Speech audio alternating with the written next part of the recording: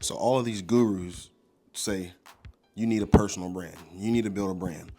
Well, what is a brand? What does it mean for you to have a brand?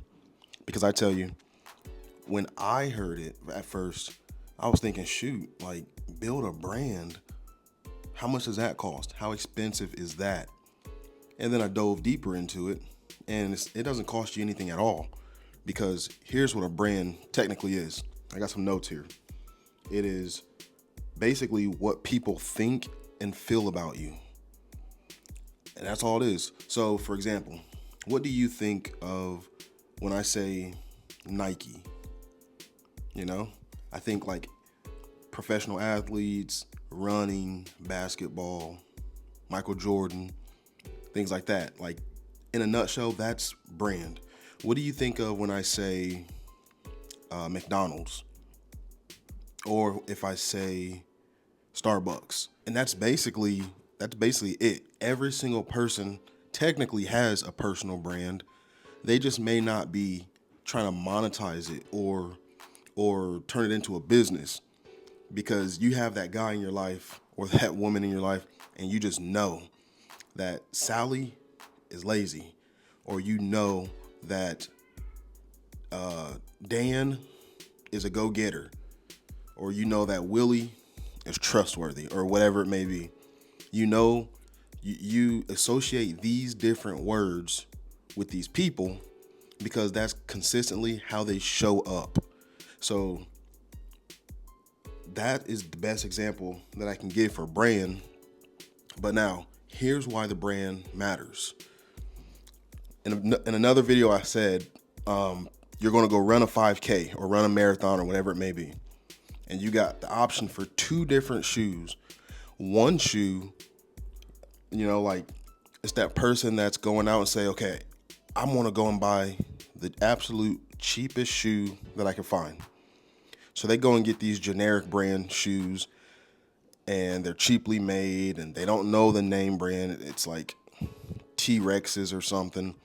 And then you got this other shoe, and it's a Nike, and it's a running shoe. Maybe you've even seen commercials and ads on it. You've seen people wear the shoes. And see, it's actually a no-brainer between the two, because we know that Nike's trustworthy. We know that Nike knows what they're talking about. Nike's been making running shoes. We're going to go with Nike. And then what makes it even better is if it's the same price. Even if there's a $10 difference, even if there's a $30 difference, I would still buy the Nike 10 times more to get the name brand, because they know that it's going to be higher quality. So what I'm finding out is that this is called decision resistance. And when you have a brand, that lowers your decision resistance, like your customer's decision resistance.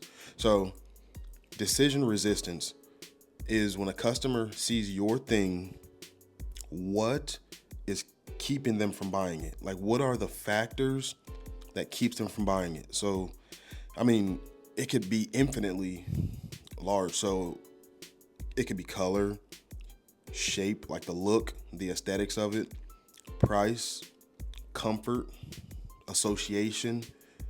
It could be all types of things.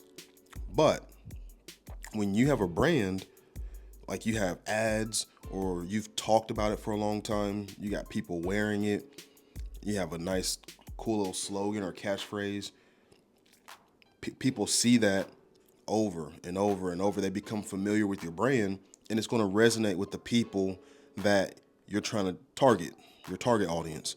So then when it comes time for them to get that thing, like when they need a shoe or whatever your business is, when they need their roof done, or they need a shirt, or like if you sell flower baskets, whatever it may be, when it's time for them to need that thing and they're going to start looking to buy it, you'll be the first one to pop up.